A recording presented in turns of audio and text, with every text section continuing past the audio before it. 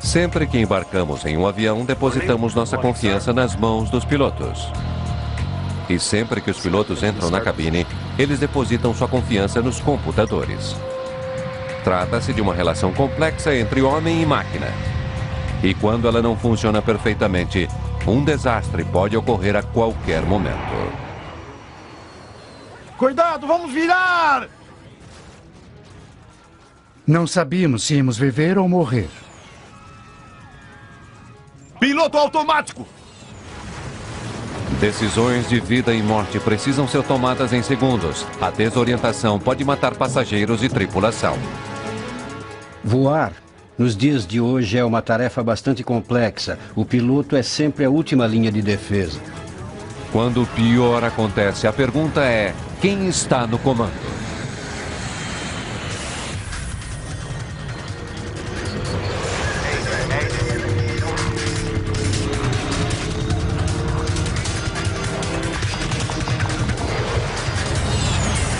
Mayday, desastres aéreos. Essa é uma história real, baseada em gravações de dados da cabine, depoimentos de pessoas envolvidas e relatórios oficiais. Piloto automático. É pouco mais de 8h30 da manhã em Sanford, Flórida. Esses aspirantes a piloto caminham para a aula externa no aeroporto. O tópico de hoje, conhecer um Cirrus SR-20. Esse é um dos modelos mais novos. Vemos isso só de olhar para ele, devido às luzes nas pontas das asas, chamadas luzes de reconhecimento. Todos os anos, dezenas de alunos se matriculam na Delta Connection Academy, esperando ao final do curso tornarem-se pilotos de grandes empresas aéreas. A vida deles e um dia a vida dos passageiros que levarem dependem do profundo conhecimento que eles tiverem do avião que pilotarem. Aqui deste lado, é possível ver o governador da hélice. A maior parte de nossos alunos chega sem nunca ter pilotado ou com poucas horas de voo. Queremos que o aluno passe por todo o nosso programa e possa depois conseguir um emprego em uma companhia regional de transporte aéreo. Essas extremidades das asas têm uma geometria para reduzir o arrasto induzido. Esses aspirantes a piloto estão começando com aeronaves menores. Nos anos seguintes, eles passarão a conhecer grandes jatos comerciais com tecnologia de ponta. Ao pensarmos dos irmãos Wright, vemos que eles não contavam com nenhuma automação e tudo era feito utilizando força muscular, além de um pequeno motor interno a combustão. Tudo que eles faziam, mover as asas e os profundores e lemes, era feito manualmente. Mas nos últimos 100 anos, a tecnologia revolucionou a aviação.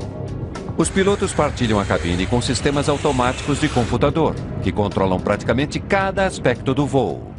Hoje ele é capaz de fazer tudo, até e inclusive aterrissar o avião. Tudo é definido para que os pilotos automáticos e os sistemas de automação sejam ferramentas que o piloto use, mas não o substituem. Essa é uma lição crucial para os aspirantes a pilotos. Um voo seguro é um equilíbrio entre automação e treinamento. Se um piloto cometer um erro ou se um instrumento não funcionar como deve, esses computadores de voo podem transformar-se em máquinas letais fora de controle. Lima, Peru, 2 de outubro de 1996. O voo 603 da Aeroperu se prepara para decolar para Santiago, Chile. O avião é um Boeing 757 de 4 anos, um jato altamente sofisticado, famoso por sua confiabilidade e segurança. O 757 será pilotado por 2 dos melhores pilotos da empresa aérea. O capitão Eric Shriver e o copiloto David Fernandes. A bordo, há 61 passageiros e 9 membros da tripulação. O jato faz parte de uma nova geração de aeronaves controladas por computador, nas quais os pilotos são treinados para confiar em um sistema central de dados projetado para reduzir erros, tanto mecânicos quanto humanos. Subir trem de pouso. Mas essa noite, minutos após a decolagem, o voo começa a enfrentar sérios problemas. Os altímetros estão travados. O altímetro indica a altura em que a aeronave está voando. Ele está indicando 0, mas o avião está claramente em pleno ar. Isso é realmente novo. Mantenha V2 mais 10. O 757 está equipado com 3 altímetros. Um para o piloto, um para o copiloto e um para emergência. Nenhum dos 3 parece estar funcionando. Enquanto os 2 homens tentam solucionar o primeiro problema, eles perdem outro instrumento crucial, o indicador de velocidade. A velocidade. O quê? A velocidade. O que está vendo? Não estamos subindo. Estou subindo, mas a velocidade... Mantenha a velocidade. Desnorteado pelos inúmeros alarmes confusos, o comandante Shriver resolve aterrissar.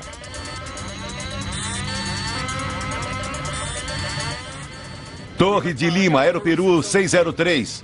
Situação de emergência. Aeroperu 603 Lima. Estamos declarando uma emergência. Estamos sem instrumentos básicos, sem altímetro, sem indicador de velocidade. Estamos declarando emergência. Para tornar as coisas ainda piores, Shriver e Fernandes estão voando à noite, sobre a água sem pontos de referência visual. Sem poder confiar em seus instrumentos, os pilotos estão voando às cegas.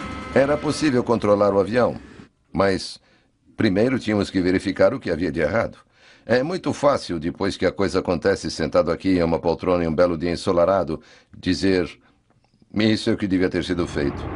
Mas na noite escura e fria, com sirenes e alarmes disparando, é muito difícil analisar as informações conflitantes que você está recebendo.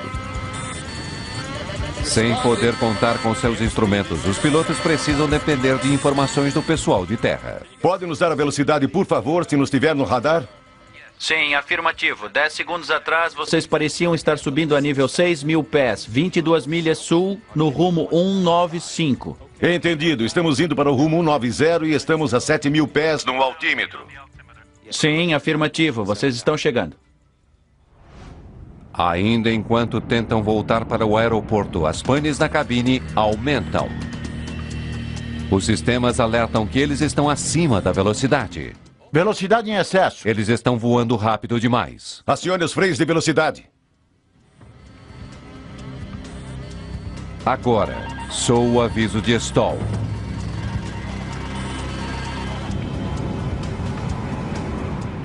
E então... Muito próximo do solo. O que está havendo? Muito próximo do solo. Temos o alarme de proximidade do solo. Proximidade do solo. O alarme de proximidade de solo os avisa que eles estão voando perigosamente baixo. Nível de voo de 2.000 sobre o mar. Nível de voo sobre o mar. Não aí tem algum no checklist para o caso de você ter esses 7 ou 8 alarmes disparando e eles não conseguiam desligá-los? Altitude de 9.700. 9.700? Sim, afirmativo. Vocês têm alguma referência visual? 9.700, mas temos indicação de muito próximo do solo. Tem certeza de que você nos tem em seu radar a 50 milhas? A tripulação é bombardeada com avisos conflitantes. Não sabem qual deles acreditar. De repente, os pilotos percebem a terrível verdade. Vamos atingir a água! Para cima! Eles estão voando a poucos metros da água. Cuidado, nós vamos virar! Aeroperu 603 Lima.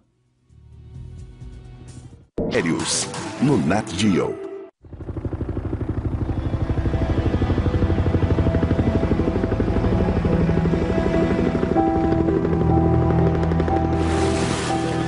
Não há sobreviventes do voo 603. Tudo devido a algum problema que descontrolou os computadores de bordo. Nas buscas feitas no Oceano Pacífico, os investigadores conseguem encontrar os gravadores de dados. Para nós estava claro que eles estavam realmente enfrentando um problema com a velocidade e a altitude. No 757, dispositivos chamados tubos de Pitot medem a velocidade do vento e a altitude. Eles são pequenos sensores externos que captam as informações de pressão aerodinâmica e as transmitem para os sistemas computadorizados do avião. No fundo do oceano, descobre-se fita adesiva cobrindo os sensores do avião. Para saber como a fita chegou ali, os investigadores se voltam para a equipe de manutenção no aeroporto de Lima. Pouco antes do Aeroperu 603 levantar voo em Lima, funcionários da manutenção haviam limpado o avião. Um funcionário havia coberto as tomadas de pressão estática com fita adesiva para protegê-las. Trata-se de um procedimento padrão, mas quando a limpeza foi concluída, o funcionário se esqueceu de retirar a fita. Um pequeno descuido que levou a trágicas consequências. Correto, vocês estão chegando agora a 7.000. Os tubos bloqueados também explicam a razão dos controladores de voo terem dito à tripulação que estavam voando a 7.000 pés. A informação sobre a altura do avião não é calculada por radar em terra, mas pelos sistemas de bordo do avião. De 7.000 pés, o avião começou a descer lentamente, embora os sistemas de bordo não conseguissem detectar isso. E o controlador de voo não tinha como saber que a altitude indicada em seu sistema estava errada. Surpreendida pelas leituras confusas de seus instrumentos, a tripulação estava completamente perdida. Eles não tinham ideia de onde estavam, a que altura estavam voando ou a que velocidade. Vamos atingir a água! Para cima! Suba! Suba, Aeroperu 603, se necessário.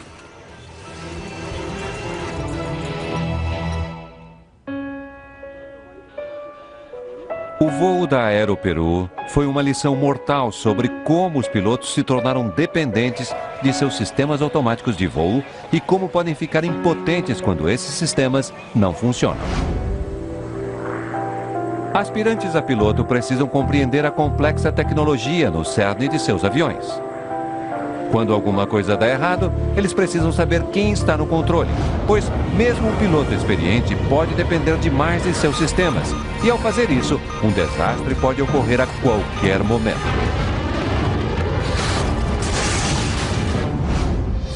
Na escola de voo Delta Connection, em Sanford, Flórida, os alunos enfrentam o pior na segurança de um simulador.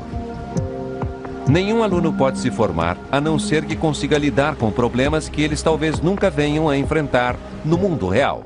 No meu curso, nós trabalhamos com uma tripulação e eles têm 26 horas de treinamento no simulador, 13 horas em cada poltrona, na do piloto e na do copiloto. A simulação consegue apresentar problemas que são difíceis de serem apresentados no ar. E como se trata de simulação, podemos repeti-la. Então, se um dia você tiver de enfrentar essa emergência, isso se torna quase uma questão rotineira. Logo depois da decolagem, os alunos enfrentam uma emergência. Pressão de óleo no motor esquerdo. Ao receberem um desses alertas, não apenas acusem seu recebimento, mas o confirmem, pois assim ambos os pilotos ficarão a par. Pressão de óleo no motor esquerdo. Vou verificar os controles de voo e rádios. Você verifica a referência. Eles repassam os procedimentos repetidas vezes, pois a sobrevivência no ar depende de se conseguir agir corretamente no simulador. Em uma cabine de verdade, até mesmo uma pequena dificuldade pode se agravar, transformando-se em uma luta desesperada para salvar o avião.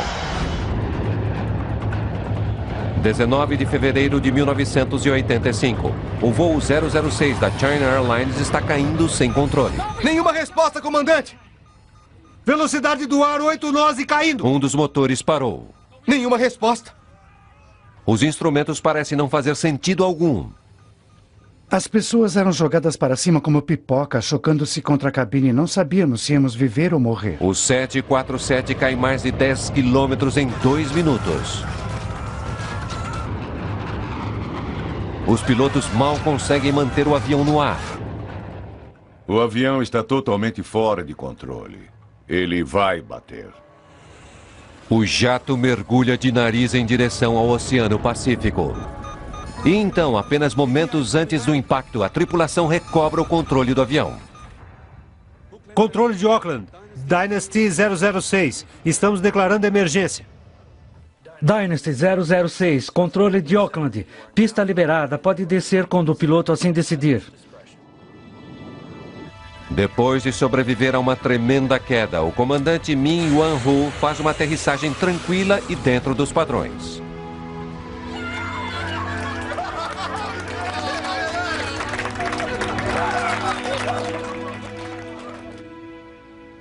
Acho que ele foi um herói. Ele salvou nossas vidas. Achamos que ele foi um herói e deu tudo certo.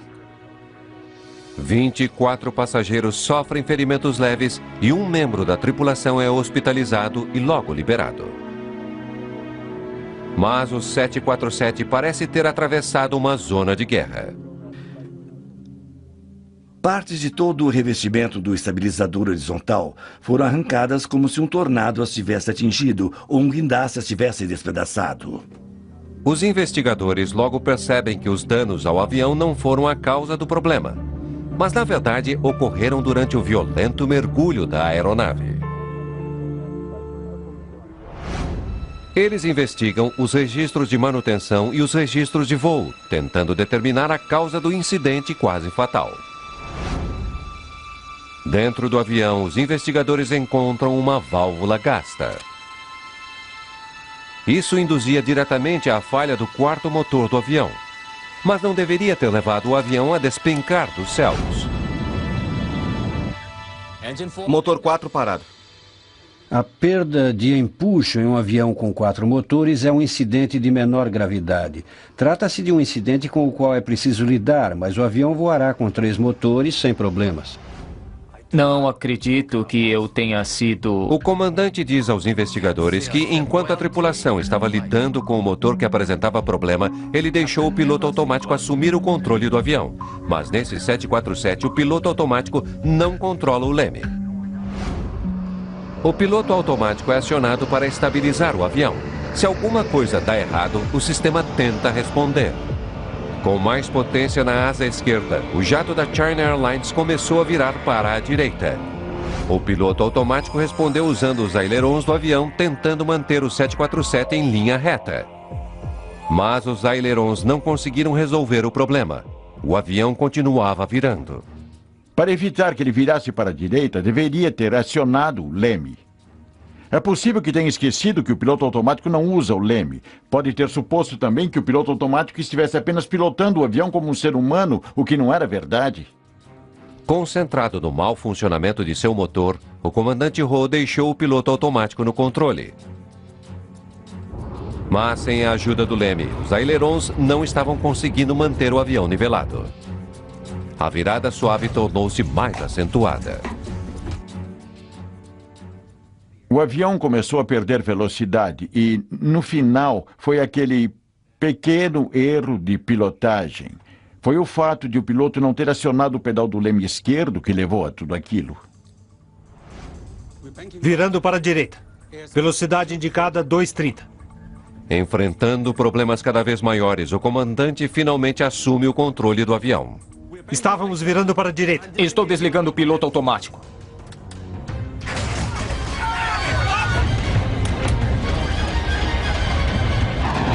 Quando o piloto automático é desligado, a situação fica ainda pior. Sem os ailerons para controlar a inclinação do jato, o avião vira. Ele mergulha nas nuvens espessas e o comandante não consegue se situar em relação ao que está havendo com a aeronave. A tripulação não tem um ponto de referência visual. Eles não fazem ideia se estão subindo. Eles dependem totalmente de seus indicadores de altitude, mas não acham que eles estejam funcionando corretamente. Perdi o indicador de altitude. Horizontes não estão funcionando. Status controlado. Mas os instrumentos estavam funcionando perfeitamente e diziam à tripulação algo inacreditável. Eles estavam caindo em direção ao Oceano Pacífico. Eles não conseguiam acreditar no que estavam vendo e acharam que tivessem perdido seus instrumentos de altitude, mas eles não tinham perdido. Na verdade, o avião estava entrando em uma manobra acrobática. Era possível ver os comissários e todos aqueles que estavam sem os cintos de segurança voando pela cabine.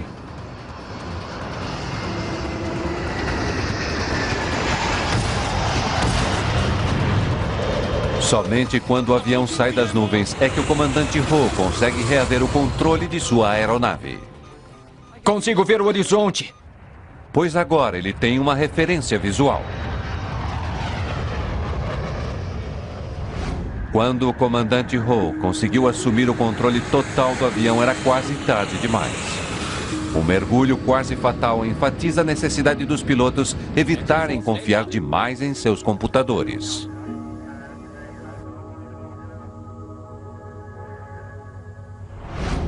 O que a automação fez, de uma certa forma, foi tirar dos pilotos o controle direto e colocá-los em uma posição na qual eles monitoram o que a automação está fazendo com a máquina. Você apenas fica ali sentado de braços cruzados por horas e horas e horas e acaba, compreensivelmente, deixando as pessoas atordoadas. Mas quaisquer que tenham sido os erros cometidos pela tripulação, ela foi bem sucedida em sua principal e maior tarefa. O grande feito deles foi salvar o avião. E, em princípio, isso é tudo o que você precisa fazer. Você precisa salvar o avião e os passageiros. E foi isso que eles fizeram.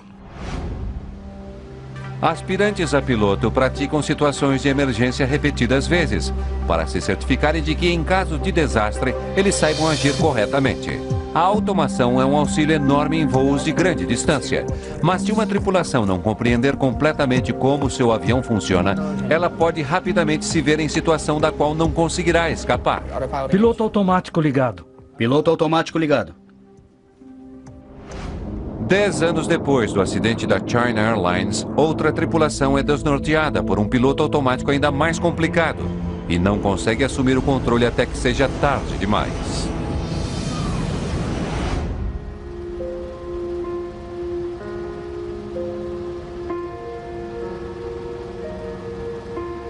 Março de 1994, Sibéria.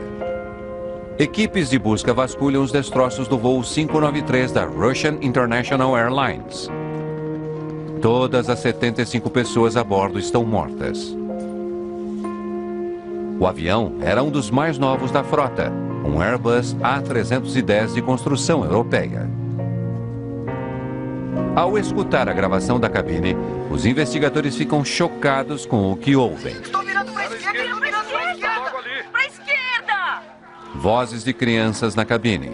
Eles ficam assombrados ao perceberem que essas crianças haviam operado os controles de voo.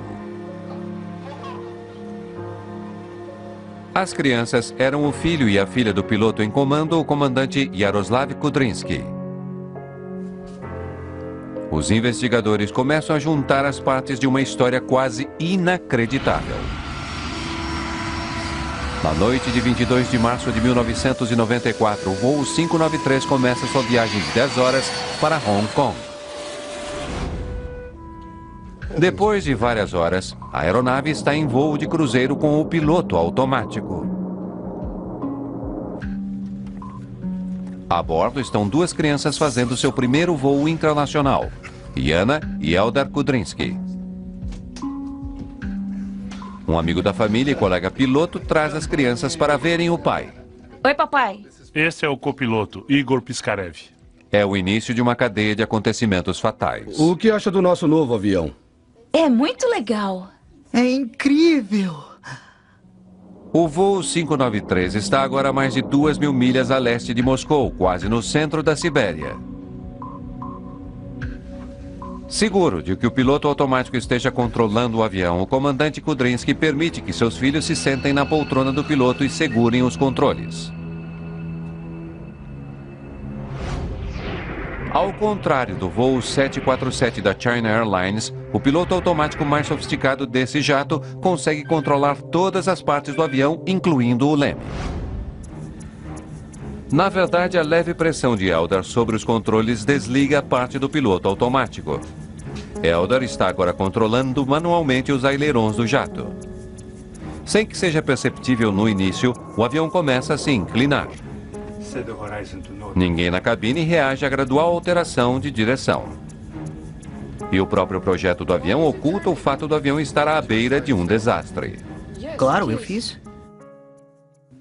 Uma outra peculiaridade do avião é que ele não possui alarme, indicando o desligamento do piloto automático no painel de alarmes.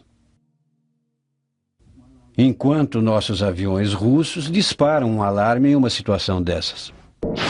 Eles vêm de outro planeta. Aéreos, no Nat Geo. O piloto automático continua controlando as outras funções do avião. Apenas os ailerons estão nas mãos de Eldar. Mas isso é o suficiente para afetar o voo. Momentos depois, o Airbus se inclina a 45 graus.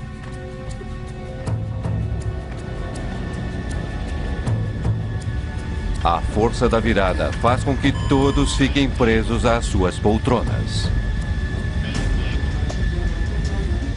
Rapazes!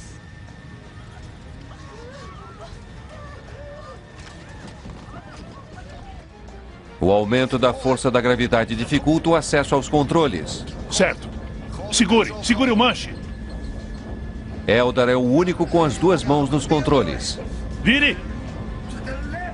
A velocidade da virada o está prendendo à poltrona. Para o outro lado! Vire para a esquerda! Mas como é que se faz isso? Tá bom, saia daí! Mas Eldar não consegue sair. Seu corpo parece ter o dobro do peso normal.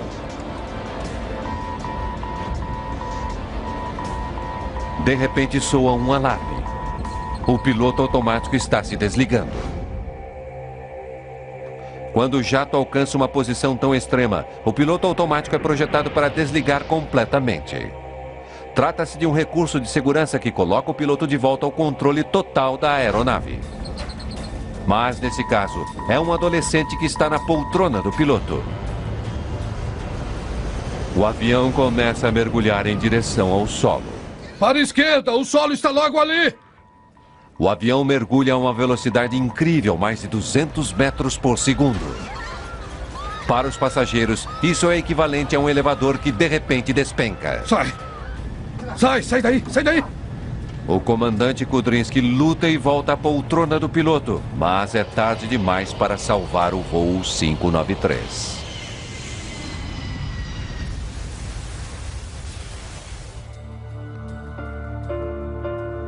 Assim como com o acidente da China Airlines, quase 10 anos antes, a tripulação russa foi confundida pelas indicações de seu equipamento. Mas nesse caso, eles não conseguiram recuperar o controle do avião até que fosse tarde demais. O acidente não começou com um problema mecânico, mas com uma simples decisão tomada por um piloto bastante experiente. Eu nunca ouvi nada assim antes ou depois disso. Não foi nada profissional da parte do comandante. O copiloto também é, em parte, responsável por não levantar maiores objeções imediatamente. Permitir que alguém não qualificado se sente na poltrona de comando de um avião de passageiros comercial é impensável. O erro da tripulação agregou-se ao fato de que eles não conheciam totalmente seus sistemas computadorizados. Esses sistemas estão malucos. 10 anos depois, um outro piloto experiente é confundido por seus instrumentos. E dessa vez a situação é complicada por uma sensação comum, que os pilotos são treinados para ignorar. 3 de janeiro de 2004. Um voo fretado da Flash Airlines está se preparando para decolar do popular resort turístico Sharm el-Sheikh, no Egito. 148 pessoas estão a bordo. Bom dia, senhoras e senhores. Em nome do comandante Kedr e sua tripulação, damos as boas-vindas a bordo do Boeing 737-300 da Flash Airlines. O comandante é Keider Abdullah, de 53 anos, ex-oficial da Força Aérea Egípcia com mais de 7.000 horas de voo. Na escuridão, antes do amanhecer, o comandante Keider e sua equipe fazem uma decolagem tranquila. Voando manualmente, eles ainda não ligaram o piloto automático do avião. Mas enquanto ainda estão subindo, o plano de voo já começa a dar errado. Virando para a direita, senhor. O quê? O avião está virando para a direita. Para a direita? Como virando para a direita?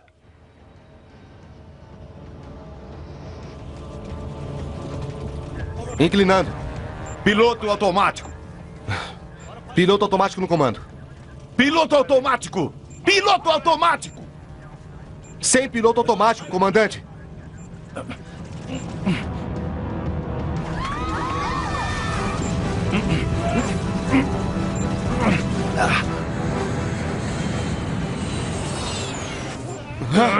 Não!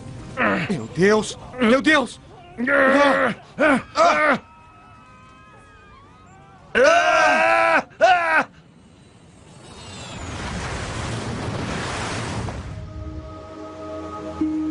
De manhã, os investigadores descobrem que não há sobreviventes do terrível acidente. O avião tinha acabado de decolar e parecia muito estranho que o acidente tivesse ocorrido tão rapidamente logo após a decolagem. Investigadores franceses e americanos juntam-se às autoridades egípcias nas buscas. Eles levam 2 semanas apenas para encontrar e recuperar da cabine os gravadores de voz e de dados do voo. Os investigadores exploram dezenas de possibilidades, incluindo a ideia de que o acidente teria sido causado por desorientação espacial. Desorientação espacial é um problema fisiológico com origem na orelha interna. Sobre um oceano escuro, sem um horizonte visual definido e nenhuma luz em terra, o piloto pode não ser capaz de perceber visualmente se está voando para cima, para baixo, para a esquerda ou direita. E se o fluido em sua orelha interna estiver se movimentando, ou se ele inclinar a cabeça, poderá induzir a uma sensação fisiológica, que pode levar o piloto a acreditar que o avião está voando reto e nivelado, quando na verdade está virando. Entendido. Quando pronto, Inshallah. Virada à esquerda para estabilizar no rumo 306, Charme VR. Enquanto o avião virava sobre o Mar Vermelho, ele começou lentamente a sair de curso.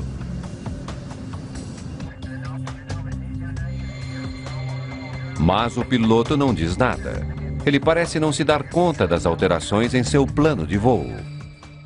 Na verdade, é uma situação de trabalho intenso e, quando não há referências visuais do lado de fora, por se tratar de uma noite sem lua, em que você está sobrevoando um território sem características definidas, sem luz, você realmente, como piloto profissional, deve estar totalmente ciente do fato de que essa é uma situação em que você poderia se sentir desorientado.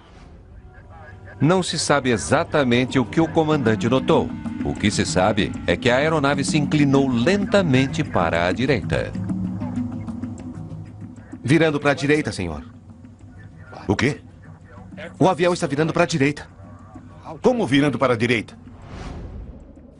Numa situação como essa, você está não só tentando pilotar o avião e compreender contextualmente o que está havendo, mas está imerso em uma ginástica mental, pois seu pensamento se concentra numa direção e, ao mesmo tempo, você tem o copiloto dizendo uma coisa completamente diferente. Os investigadores descobrem que, mesmo com toda a informação conflitante que estava recebendo, o comandante Kader quase recuperou o controle de seu avião.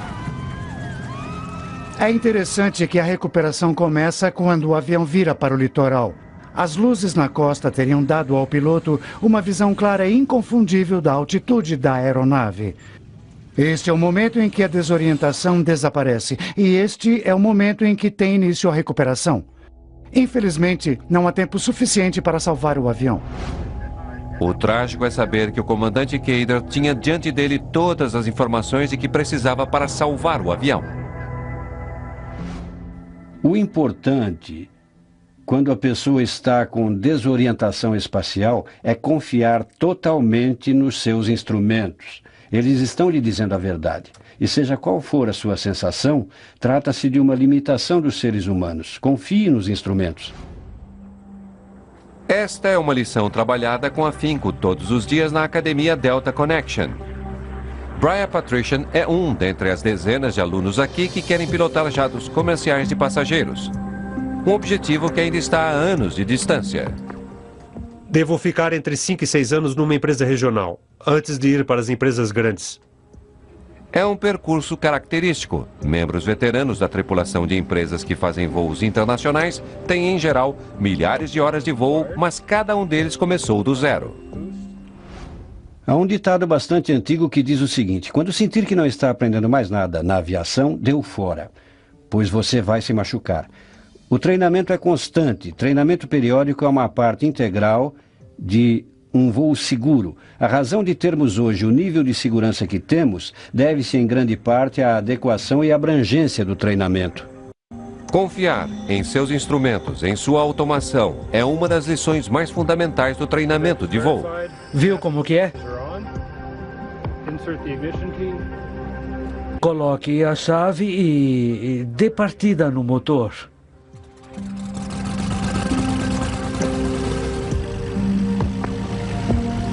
Cada voo seguro, desde voos em aviões pequenos até jatos enormes, depende do trabalho conjunto de piloto e avião. Mas ainda que a tecnologia de um jato esteja com problemas, aviões modernos são tão bem construídos que os pilotos ainda conseguem aterrissá-los com segurança. 24 de agosto de 2001. O voo 236 da Air Transat está levando 306 passageiros e tripulação. Com destino a Portugal, o Airbus enfrenta sérios problemas ao sobrevoar o Oceano Atlântico. Era possível ouvir um alfinete cair no chão. O exterior, não havia qualquer som naquele avião, na cabine, nada. A razão de tanto silêncio era porque ele estava sem combustível. Um jato de última geração se transformara num pesado planador. Lista de funções que perdemos. Não temos mais o estabilizador, estamos sem 2 sistemas hidráulicos, amarelo e azul, sem ADR 2 e 3. A tripulação não pode contar com a tecnologia que normalmente mantém os aviões voando. O jato está a 10 km de altitude sem os instrumentos mais essenciais. O comandante Robert Piché e o copiloto Dirk de Jager precisam encontrar um meio de aterrissá-lo com segurança. Durante as primeiras 4 horas de sua viagem do Canadá até Portugal, o voo é normal. Estamos chegando ao nosso próximo ponto de referência. A cada 30 minutos, sobrevoando o Atlântico, a tripulação havia verificado sua posição e consumo de combustível em relação ao seu plano de voo. 11,2 toneladas à esquerda. Apesar dos sistemas computadorizados, alguns procedimentos, como a verificação de combustível a bordo, são feitos pelo piloto. Combustível ok. Nível normal para a distância percorrida. Tudo bem.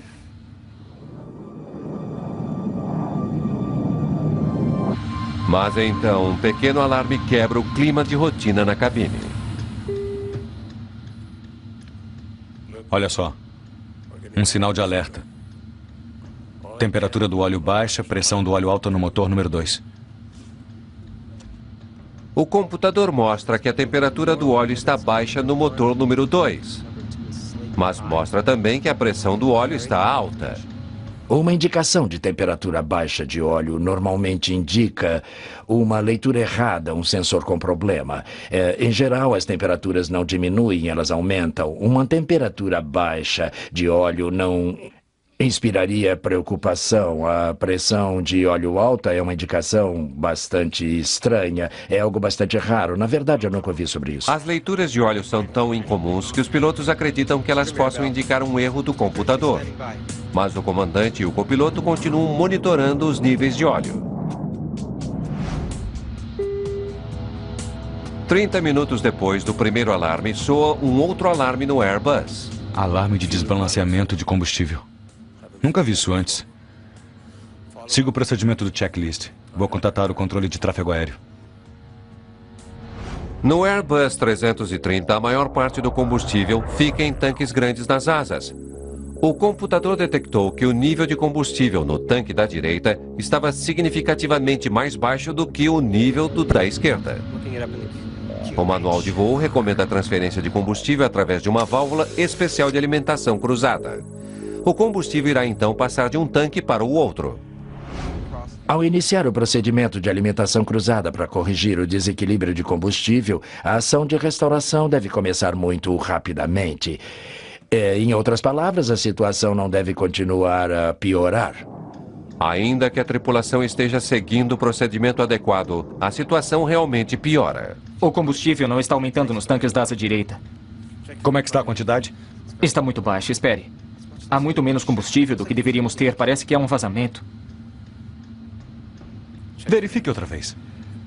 Os sistemas monitoram centenas e centenas de sensores e, quer dizer, eles podem ser afetados por coisas comuns, como, por exemplo, um pouco de geada ou gelo em um sensor pode levá-lo a apresentar dados incorretos. Mas, na verdade, a leitura é precisa. Há um sério vazamento em um dos motores e Piché transferiu um combustível valioso para o tanque com o vazamento. O fato é confirmado quando o copiloto de Jager faz nova verificação de combustível. Segundo todos os calibradores, todos os tanques na asa direita estão muito abaixo do nível em que deveriam estar de acordo com o plano de voo. Não há praticamente nada nos outros. E o tanque longitudinal? Também não há nada nele. A cada minuto que passa, o vazamento drena o combustível dos tanques até que, finalmente, O jato está voando com os tanques vazios. Estamos perdendo o motor número 2. Eu não acredito. Muito bem, máxima potência no número 1. O que está acontecendo? Transfira combustível do tanque central e do tanque longitudinal. Transferindo. Quantidade de combustível chegando a 0. Não é possível. Nós não vamos ficar completamente sem combustível nesse avião. Mas, na verdade, o Air Transat ficou sem combustível a cerca de 12 mil metros acima do Oceano Atlântico. Sem combustível, não há como controlar o avião. Mas o jato ainda tem um último trunfo, uma última fonte de potência. A tripulação ativa um sistema de apoio raramente usado. Chama-se radioturbina acionada a ar. Ela será usada abaixo da fuselagem, próximo da raiz da asa. Trata-se de uma pequena hélice sob a fuselagem que é acionada pelo vento. Essa pequena hélice irá fornecer energia limitada para que alguns sistemas elétricos e hidráulicos da aeronave funcionem. Em outras palavras, embora seja um planador, pelo menos é um planador controlável. Ao decolar, esse jato da Air Transat era uma maravilha de primeira linha. Agora está despencando dos céus. E a tripulação precisa esperar que esse último recurso tecnológico os ajude a aterrissar em segurança. Um avião de passageiros ficou sem combustível. O jato da Air Transat é agora um enorme planador com mais de 300 pessoas a bordo. A tripulação desviou o avião de sua rota original a Portugal. Ele agora segue em direção a uma base aérea militar na minúscula ilha de Terceira, nos Açores. Vi os comissários de bordo com coletes salva-vidas nas mãos, correndo pelos corredores. Sem dúvida, aquilo infundia medo. O que estava acontecendo foi a primeira coisa que me passou pela cabeça. Se o comandante Robert Piché não conseguir chegar até o aeroporto, sua única opção é o oceano. Mas Piché não quer arriscar. Aviões não foram projetados para sobreviver à aterrissagem nas águas. Em 1996, um Boeing 767 ficou sem combustível ao largo da costa leste da África. Seus últimos momentos foram captados por um vídeo amador.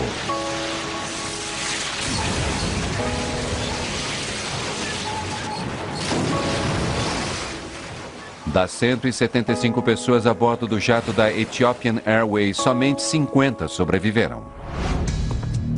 Sem controles vitais, o comandante Piché e o copiloto De Jager precisam mais do que nunca confiar um no outro. É difícil aceitar que um avião comercial vá ficar sem combustível. Com todos os dispositivos de controle, segurança e equipamentos, aquela tripulação enfrentou isso unida. Slats acionados e travados. O próprio projeto do avião evita que ele caia como uma pedra. Mesmo sem os motores, o deslocamento do avião lhe dá alguma sustentação. Ele está caindo rapidamente, mas ainda está voando. Pode me dar a velocidade de aterrissagem, por favor? Sem motores, sem flaps, velocidade ideal de aproximação é de 170 nós. É rápido demais. É. Mas a pista é bem longa. Mas ao final da pista há um penhasco bastante acentuado. Usando a potência disponível da turbina auxiliar, o comandante Piché força o avião a virar bruscamente, tentando fazê-lo perder um pouco de velocidade.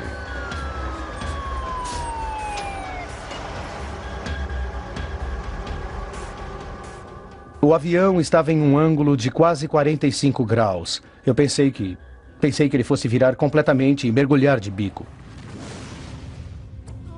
Pessoal, todos inclinados, segurem firme! Aguente!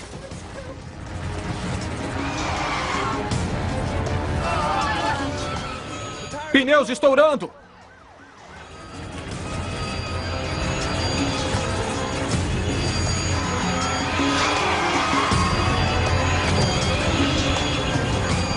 Meu Deus!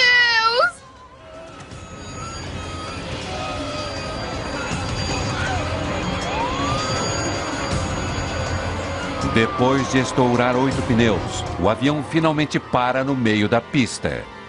Todos a bordo sobrevivem. Ele aterrissou aquele avião com segurança. e estourou apenas 8 dos 12 pneus. Ele salvou pessoas. Salvou a vida de 300 pessoas. Piché e De Jager pilotaram seu Airbus sem potência por mais tempo do que qualquer jato de passageiros na história. Notícias sobre o feito memorável se espalham no mundo todo. Na verdade, você não tem tempo de mais nada, além de pensar na segurança dos seus passageiros. Esse é o seu principal objetivo, e como não tínhamos motor, o outro principal objetivo era aterrissar com segurança. Naquele momento, eu acho que contou a experiência. Investigadores descobrem que o vazamento a bordo do jato havia começado quando o motor direito foi substituído 5 dias antes do acidente.